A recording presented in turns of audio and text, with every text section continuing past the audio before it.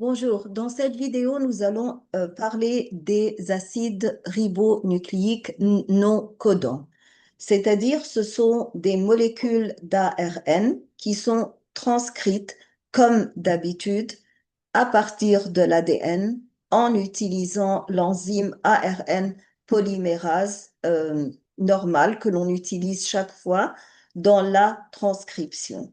Mais ces ARN non codants ne sont pas comme l'ARN messager, c'est-à-dire qu'ils ne vont pas être traduits en des aminoacides et ensuite des chaînes polypeptidiques et ensuite des protéines.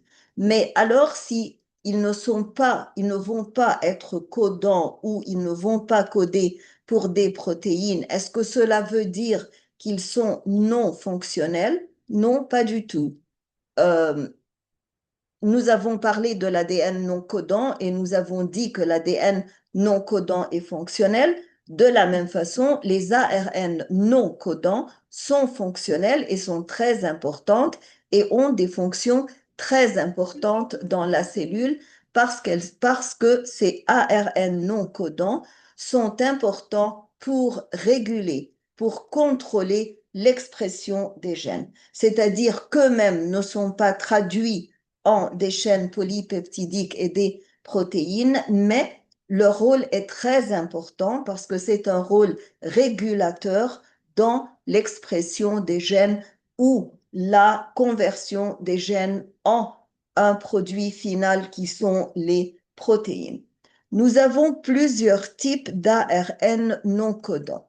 Tout d'abord, nous avons l'ARN de transfert que vous connaissez très bien et qui transporte les acides aminés vers le ribosome et dont on a parlé longuement pendant la traduction de l'ARN messager dans le ribosome. Et ça, c'est le diagramme qui représente l'ARN de transfert. Et nous savons qu'ici, à cette extrémité 3', il y a un site très important qui est le site de fixation de l'acide aminé spécifique dont l'ARNT est spécifique et qui est porté seulement par ce type d'ARNT qui a l'anticodon spécifique, comme vous le savez. Donc, pourquoi cette molécule en particulier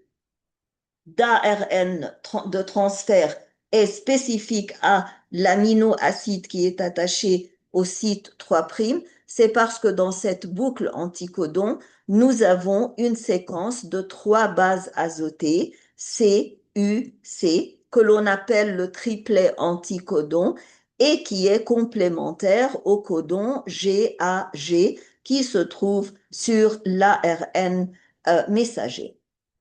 Donc, l'ARN, bien que l'ARN de transfert soit important pour apporter les aminoacides qui vont être incorporés dans la chaîne polypeptide, mais malgré ça, l'ARN de transfert lui-même, les séquences de base azotées sur la molécule elle-même de l'ARN de transfert ne va pas être traduite en une séquence d'aminoacides.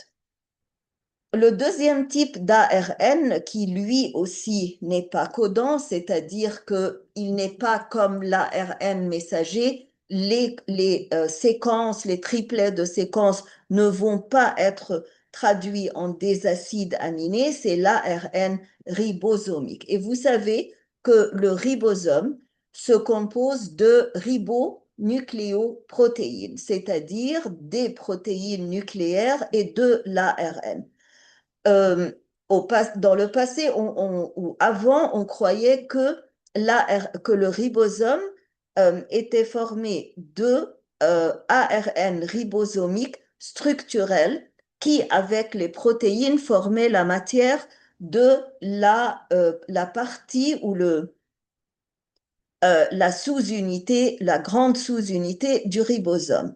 Mais récemment, les savants ont trouvé que l'ARN ribosomique qui entre dans la composition du ribosome n'est pas simplement structurel, c'est-à-dire que sa fonction n'est pas seulement de faire la matière du ribosome, mais il est aussi fonctionnel et que cet ARN ribosomique qui, avec les nucléoprotéines qui viennent du noyau de la cellule, forme la matière de la grande sous-unité du ribosome, a aussi une fonction catalytique, c'est-à-dire qu'il travaille comme une enzyme.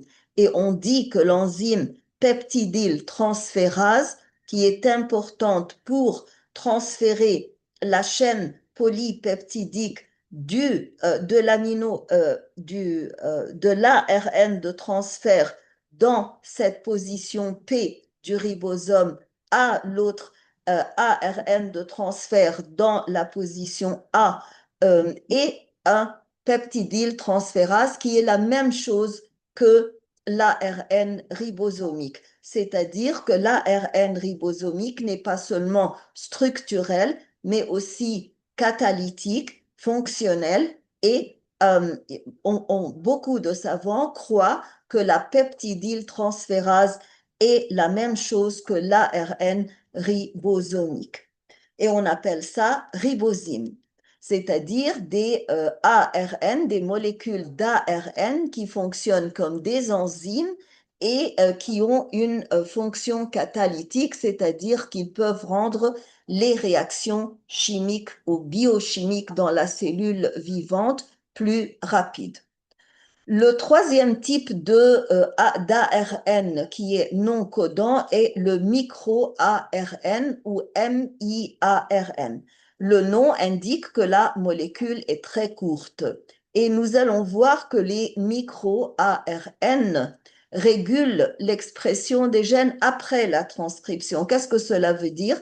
Cela veut dire que les micro-ARN commencent à agir et à fonctionner seulement après avoir transcrit l'ARN et que l'ARN maturé a besoin maintenant dans le cytosol de s'attacher au ribosome pour être traduit comme on vient de le dire ici. Donc ces micro-ARN vont réguler l'expression du gène en régulant la traduction de l'ARN messager, c'est-à-dire qu'ils peuvent empêcher, et ça c'est leur fonction essentielle, les micro-ARN peuvent, si nécessaire, empêcher l'ARN messager de s'attacher au ribosome, parce que s'il s'attache au ribosome, il va être traduit et les micro-ARN, parfois, quand les protéines qui sont les produits de traduction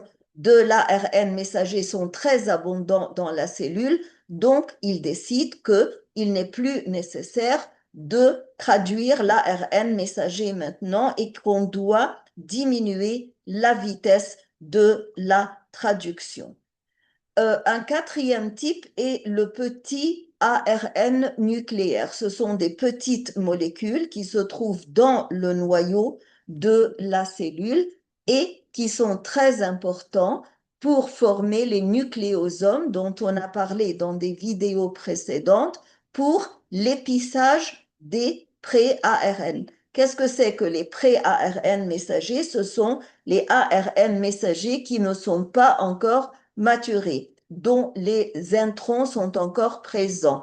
Et on doit enlever ces introns pour qu'ils soient maturés. Donc le rôle du petit ARN nucléaire qui existe dans le noyau de la cellule, c'est de faire un complexe avec certaines protéines nucléaires pour faire le nucléosome et enlever les introns. Enlever les introns pour rendre l'ARN messager plus courte, et ça, c'est que l'on appelle l'épissage du pré-ARN messager. Vous pouvez vous référer à la vidéo sur l'épissage de l'ARN messager pour rafraîchir votre mémoire et pour vous rappeler de ce type-là. Mais on va en parler encore une fois aujourd'hui dans cette vidéo. Le quatrième type, c'est les petits ARN interférents ou ce qu'on appelle RNA en anglais parce que Small Interfering RNA. Qu'est-ce qu'ils font, ces petits ARN interférents? Ce sont des petites molécules d'ARN, bien sûr non codantes. Elles empêchent la traduction exactement comme les micro-ARN, mais d'une façon différente. Les micro-ARN empêchaient la traduction en empêchant la liaison entre l'ARN messager et le ribosome, mais ici, les Small Interfering RNA ou les petits ARN interférents vont empêcher la traduction avant l'attachement au ribosome en clivant directement l'ARN messager. Et donc, quand l'ARN messager est clivé, il ne va pas pouvoir être attaché au ribosome. Encore, nous avons un cinquième type qui est le dernier type ici et que nous n'allons pas expliquer en détail, c'est le long ARN non codant. Et ça, c'est l'abréviation long, LN, et L, et NC, c'est pour non codant.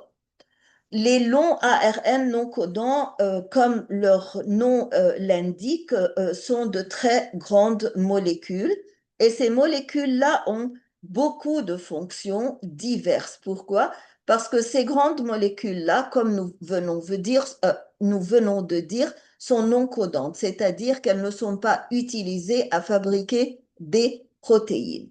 Mais ces longues molécules fonctionnent comme des modules, c'est-à-dire ce sont des pièces mobiles qui peuvent changer de place, d'une place à une autre dans la cellule. Et ces molécules-là sont très longues parce qu'elles ont euh, euh, plusieurs loci ou plusieurs sites qui sont des domaines actifs où elles vont s'attacher à certaines protéines pour pouvoir réguler l'expression du gène et la production des protéines. Par exemple, vous voyez ici que ces longues molécules de ARN non codantes sont attachées à certaines enzymes sur la molécule d'ADN. Ici aussi, vous voyez qu'elles sont attachées, qu'elles font des complexes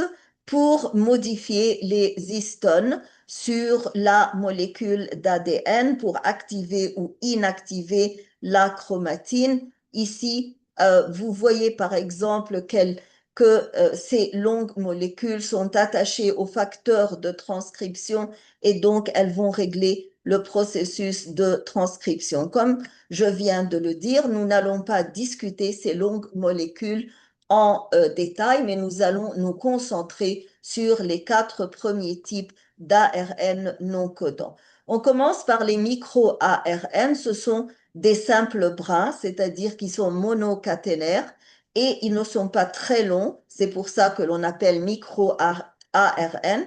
Ce sont de très courtes séquences qui sont formées d'environ 22 nucléotides et elles s'associent à certaines protéines comme le dicère, l'enzyme dicère, pour former des complexes.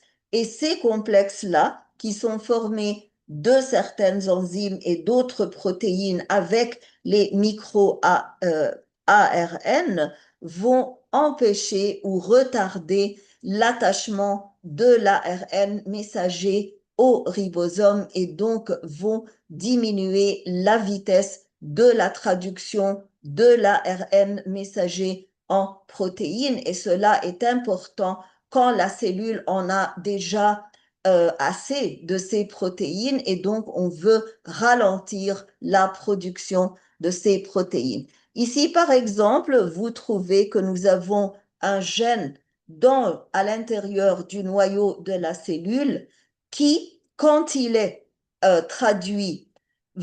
quand il est transcrit, pardon, va donner un pré-micro micro-ARN, c'est-à-dire un micro-ARN qui est prématuré. Et il va quitter ce micro-ARN prématuré. Malheureusement, le diagramme est écrit en anglais, mais nous allons le traduire en français. Donc, il va quitter le noyau à travers les pores qui se trouvent dans la membrane nucléaire. Et dans le cytosol, il va s'attacher ou faire un complexe avec deux enzymes importantes. L'enzyme numéro 1, c'est le dicer ou dicer, et la seconde enzyme, c'est l'enzyme hélicase.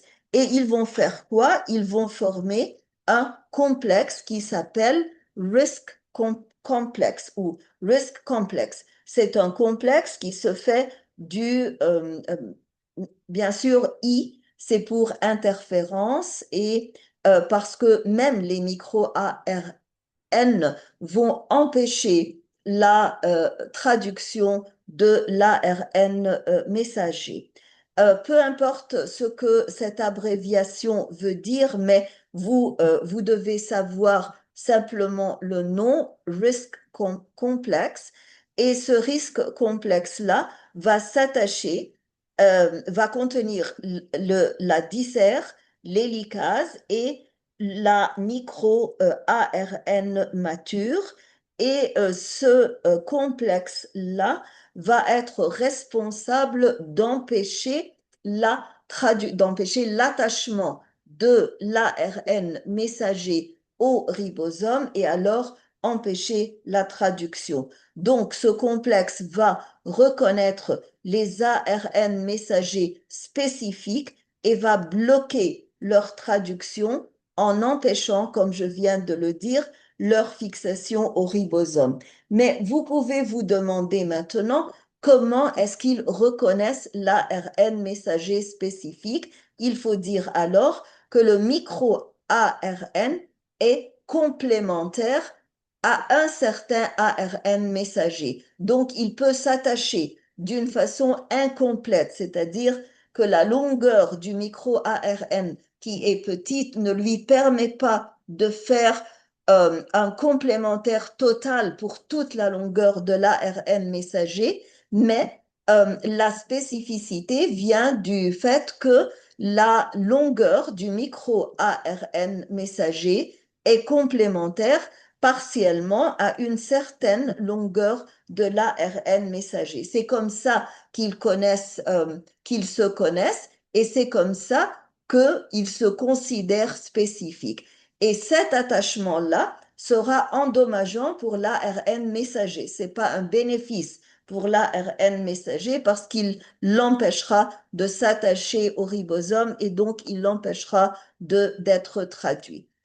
Le second type, ou le troisième type, plutôt, nous avons mentionné l'ARN de transfert comme le premier exemple de ARN non codant. Nous avons mentionné les petits ARN, les micro-ARN, et maintenant, nous mentionnons ou nous expliquons les petits ARN interférents, Small Interfering RNA. Les ARN sont comparables aux micro-ARN par leur taille, parce qu'ils sont petits, comme les micro-ARN, et par leur fonction, parce qu'ils empêchent leur fonction terminale, leur fonction cible, c'est d'empêcher la traduction d'ARN. Mais le moyen d'ARN messager, bien sûr, mais le moyen est différent. Donc, il y a deux choses communes entre les ARN et les micro-ARN ou mi-ARN.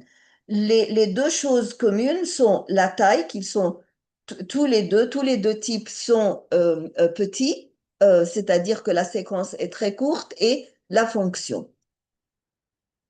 Donc, ils empêchent la traduction de l'ARN messager en une chaîne polypeptidique. Mais la façon dont ils achèvent cette tâche-là est différente, c'est-à-dire que les siARN clivent directement l'ARN messager. Donc, c'est le même principe. Ils vont s'attacher d'une façon complémentaire avec l'ARN messager, mais cette fois-ci, ils ne vont pas l'empêcher de s'attacher au ribosome, mais ils vont empêcher sa traduction, mais d'une façon indirecte. En faisant quoi?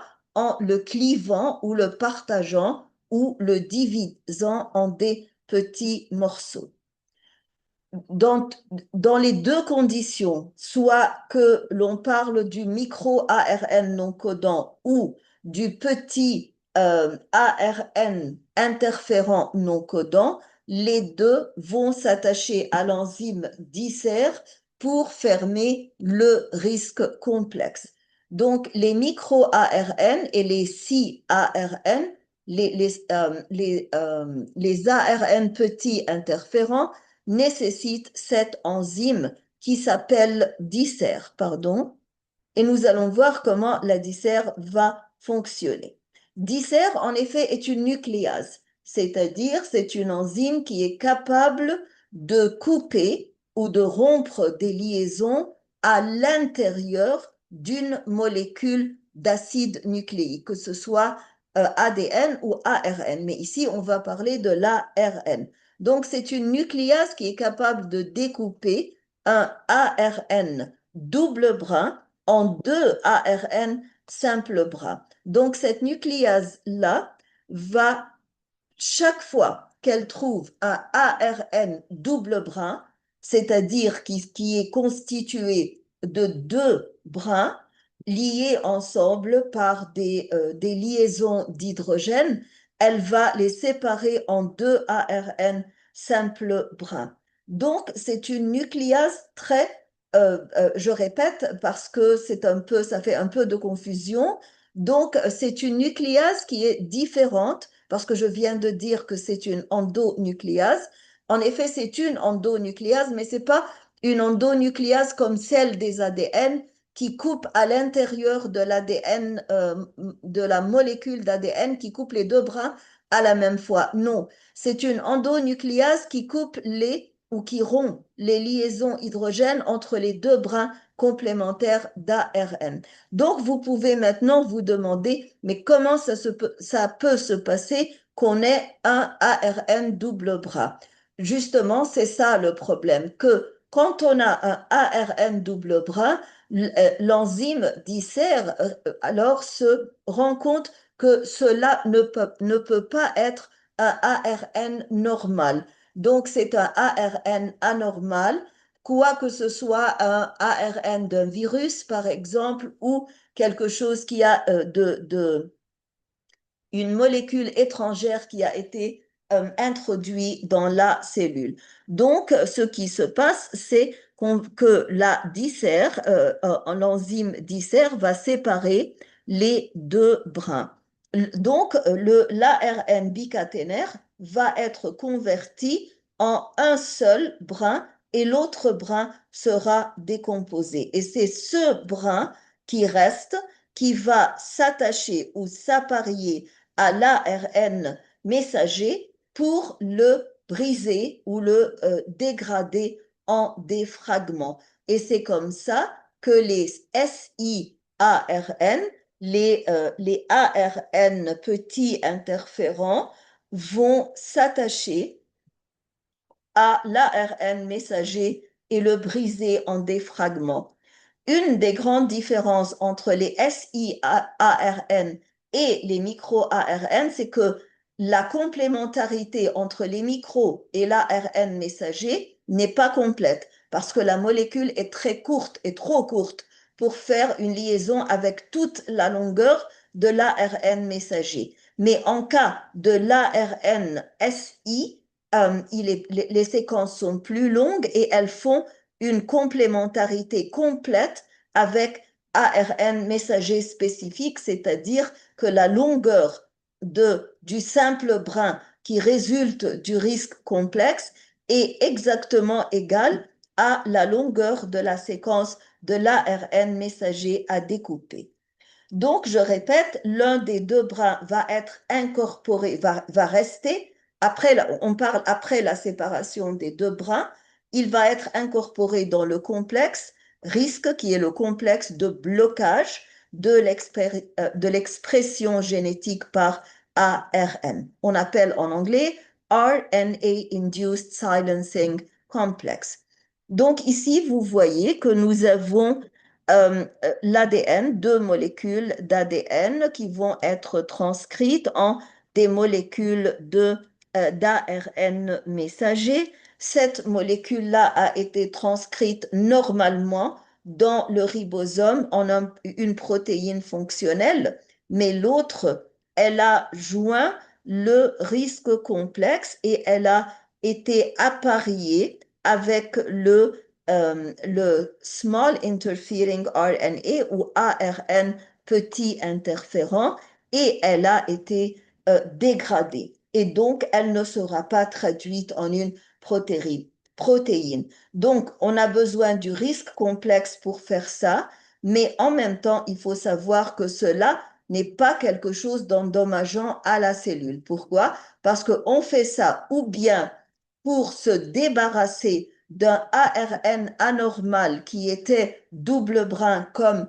un ARN dérivé d'un virus, par exemple, ou provenant d'une mutation, ou bien parce qu'on en a assez de cette protéine, et donc on ne veut pas accumuler ces protéines dans la cellule ou on ne veut pas dépenser de l'énergie pour n'importe quoi. Donc le but de ces petits ARN non codants qui dégradent l'ARN messager, ce n'est pas d'endommager la cellule, mais c'est ou bien pour réguler l'expression des gènes normaux, pour ne pas avoir beaucoup plus de protéines que ceux dont on a besoin ou celles dont on a besoin, les molécules, mais aussi pour dégrader des ARN messagers qui sont endommageantes à la selle. Donc, comme je dis, le complexe risque va rechercher l'ARN messager complémentaire au CARN et va le couper au niveau de la région centrale, c'est-à-dire au milieu. Donc, les micro-ARN et les SIARN ou les petits ARN interférents vont faire partie du risque complexe. Le risque complexe, donc, se compose de quoi? Il se compose de micro-ARN ou de CARN avec l'enzyme DICER, avec certaines protéines très importantes qui s'attachent à ce complexe-là et qui sont connues comme les argonautes protéines, et on va en parler très bientôt. Mais si on n'a pas de temps, on va la discuter dans une autre vidéo.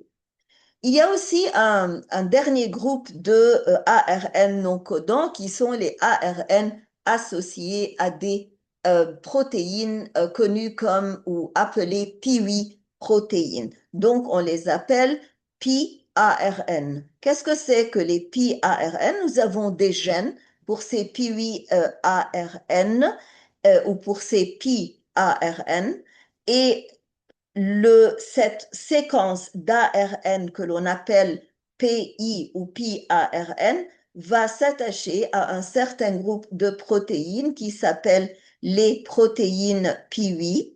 Et ces protéines PIWI vont être guidées par l'ARN PI pour arriver au transposon. Donc, la fonction des ARN qui s'attachent aux protéines, aux protéines PIWI, pardon, leur fonction, c'est de guider les protéines PIWI pour arriver au transposon. Et pourquoi est-ce qu'on veut arriver au transposon? Parce qu'on veut détruire ces transposons ou on veut les empêcher d'être exprimés parce que vous savez que les transposons, parfois, ce sont des gènes qui peuvent sauter d'une partie du génome à une autre, et vous pouvez vous référer à la vidéo sur les transposons ou les gènes sauteurs, qui est aussi sur la chaîne.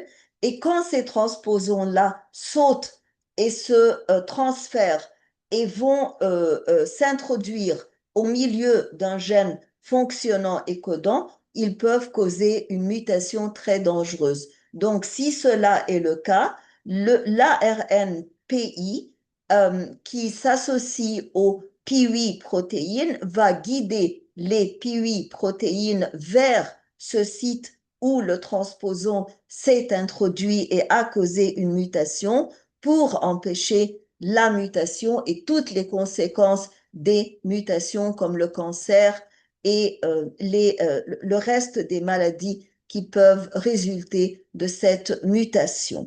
Donc les PIARN constituent une vaste famille, encore une fois, d'ARN non codants et ils vont guider les protéines PIWI vers des ARN complémentaires, c'est-à-dire que chaque fois l'ARN codant comme le PIWI ou n'importe quel autre genre ou type d'ARN non codant qu'on vient d'étudier, il ne peut pas fonctionner sans s'attacher à une protéine et sans s'attacher à un ARN messager complémentaire. Cette fois-ci, il ne va pas s'attacher au transposon directement. Il va s'attacher à l'ARN messager qui a été transcrit des transposons ou des gènes sauteurs. Et de cette façon-là, quand il empêche l'ARN messager qui a été transcrit à partir de transposons causant des mutations, quand on l'empêche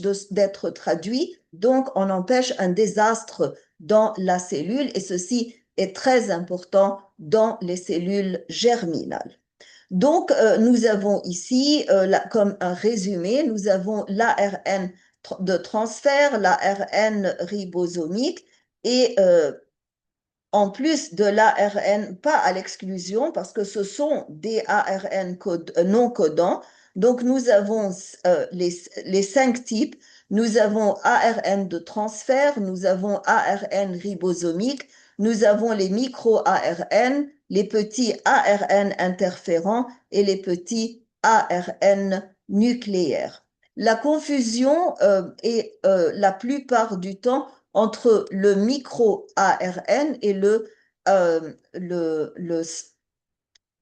l'ARN d'interférence petit parce que tous les deux sont responsables de silencer les gènes. Mais le micro-ARN silence les gènes en empêchant leur attachement au ribosome, alors que le si-ARN silence les gènes en en les dégradant et alors en empêchant leur traduction. Ici, nous pouvons voir comment l'ARN est dégradé, l'ARN messager, bien sûr, est dégradé d'une façon ou une autre après avoir été traduit dans le ribosome. Mais ça, c'est un processus de dégradation normal où on utilise les ARN non codants et il est très utile à la cellule parce que, comme je viens de le dire, si l'ARN messager qui vient d'être traduit n'est pas dégradé, il va être traduit encore une fois et plusieurs fois successives. Cela peut être permis dans la cellule si nous avons besoin de cette grande quantité de protéines. Mais si on en a assez dans la cellule et on ne veut pas d'autres molécules euh, après avoir été satisfait, la cellule est complètement satisfaite de la quantité de protéines qui est à l'intérieur. Donc, on doit ralentir le processus en dégradant l'ARN messager. Et comme on vient de le dire, ça c'est un résumé de ce que l'on vient d'expliquer, que l'ARN petit nucléaire est important pour l'épissage et la maturation de l'ARN. Euh, donc ici, on a déjà discuté le risque complexe.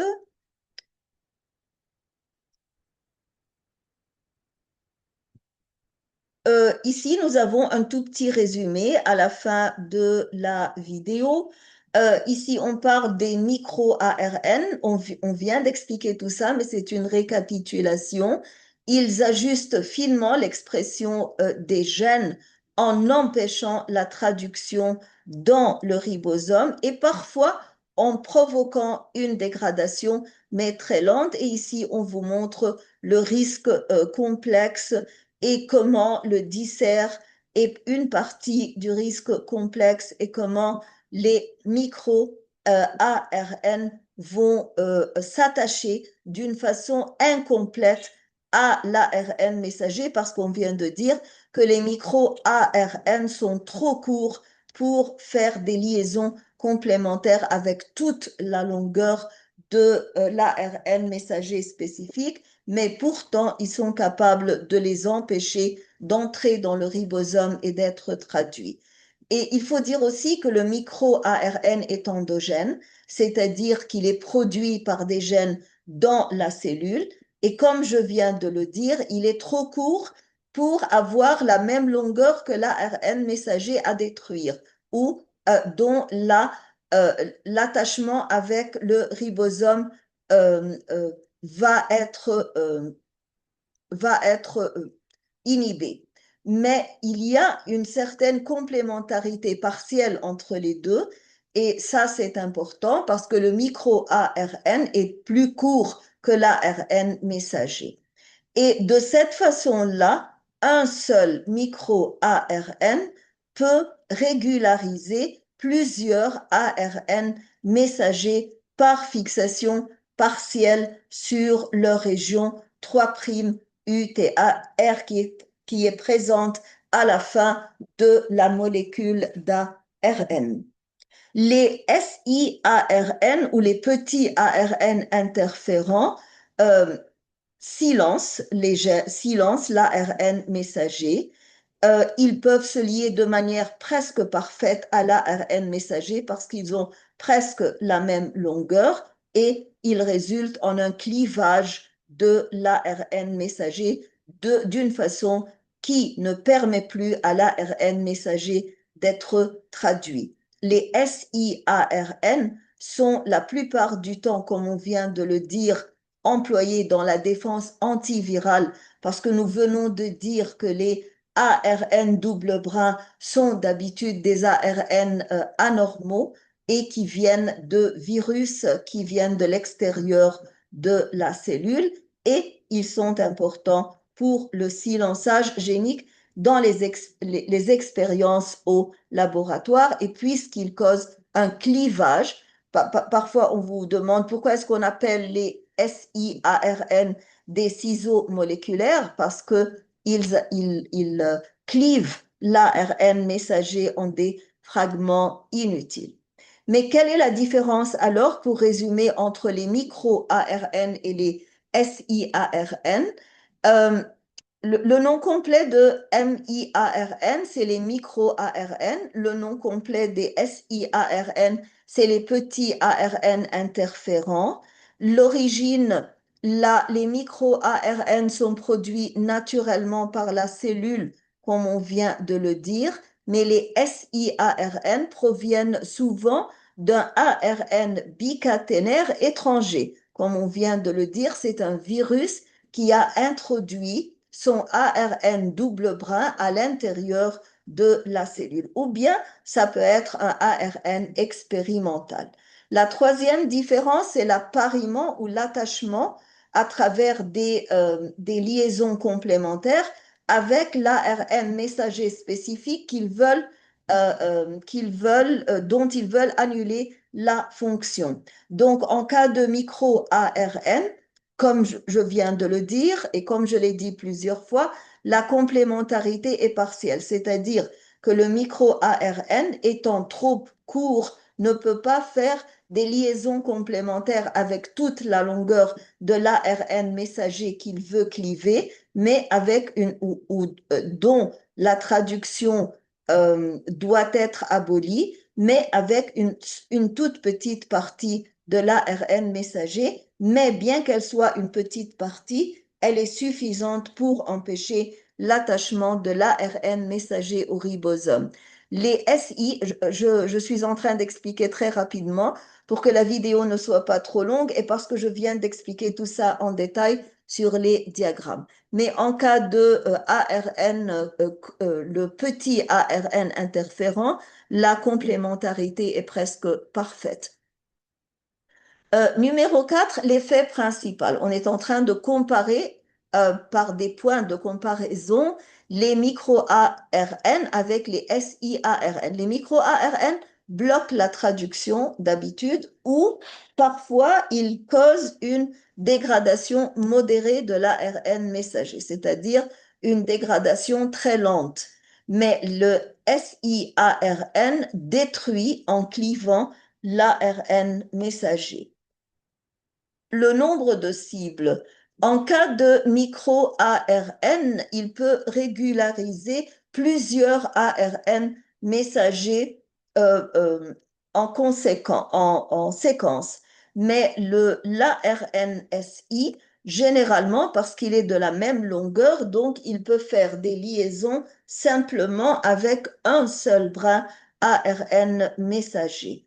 Le rôle principal, micro-ARN, c'est la régulation des gènes en régulant la vitesse avec laquelle la traduction dans le ribosome aura lieu, mais l'ARN petit interférent et le rôle principal de cet ARN, c'est le silençage du gène. Micro-ARN, encore une fois, réprime la traduction. SIARN clive l'ARN messager. La spécificité, un micro-ARN a plusieurs molécules d'ARN comme cible, mais le SIARN a généralement une seule cible. La différence de mécanisme, nous sommes en train de nous répéter, mais c'est important parce que le sujet est très difficile, alors ces comparaisons-là sont très importantes pour rendre l'explication plus efficace et plus fine. Donc, les micro-ARN bloquent la traduction dans le ribosome, mais l'ARN messager reste intact mais produit moins de protéines. Donc ça, c'est un point très important que en cas de ARN micro, l'ARN n'est pas dégradé, donc il reste intact, mais il produit moins de protéines parce que nous sommes en train de ralentir le processus de traduction. C'est comme on baisse le volume, par exemple, de la radio. Mais en cas de SIARN, il est dégradé. Et parce que l'appariement est presque complémentaire, l'ARN messager est complètement dégradé. C'est comme si vous avez supprimé le message, non pas abaissé le volume. Qu'est-ce qui est commun entre les deux types d'ARN non codants? Ils sont les plus fameux, ils sont les plus abondants, ils sont les plus importants. C'est pour ça que l'on est en train de répéter les informations. Mais maintenant, nous allons nous concentrer sur les choses identiques entre les deux types d'ARN. Les deux sont non codants. Les deux vont fonctionner seulement dans le cytoplasme. Les deux vont se lier à l'ARN messager, que ce soit une liaison complète ou une liaison incomplète. Les deux vont faire partie du complexe risque et les deux vont diminuer l'expression des gènes. Le seul qui agit dans le noyau, c'est le petit ARN nucléaire qui fait partie du splicéosome et qui est important pour l'épissage de l'ARN et dont l'image est devant vous. Et il est totalement différent en structure et en fonction des MIARN et SIARN. Et comme on vient de le dire, ils se combinent avec des protéines pour former le splicéosome qui découpe les introns et qui joint les exons pour faire ces formes matures de l'ARN. Tout ça, c'était une révision, une récapitulation des types de ARN non codants. Ce sujet-là est relativement nouveau à la biologie moléculaire, mais il est extrêmement important parce qu'il ajoute une régulation ou il ajoute à l'information que nous connaissons déjà à propos de la régulation de l'expression des gènes dans la cellule. Et c'est un sujet très important et d'habitude, dans l'examen, nous avons des questions sur l'ARN non codant. Donc, c'est une partie très importante que vous devez retenir et d'abord comprendre parfaitement. Je sais que cette vidéo était un peu longue, un peu difficile, mais j'espère que maintenant les choses sont plus claires. Et naturellement, quand vous allez regarder la vidéo encore une fois et prendre des notes, vous allez comprendre d'une façon plus claire les informations que je viens d'expliquer. J'espère que vous avez trouvé cette vidéo utile. Si vous l'avez trouvée utile, donc cliquez sur like, s'il vous plaît. Partagez-la avec vos camarades. Inscrivez-vous ou abonnez-vous à ma chaîne si vous ne vous êtes pas encore abonné et écrivez vos commentaires parce qu'ils sont très importants. Et merci. Et en ayant fini cette partie de la biologie moléculaire, je peux vous dire que on a fini toute la biologie moléculaire en français et on se verra bientôt pour expliquer un autre chapitre de la biologie AP ou Advanced Placement Biology en français.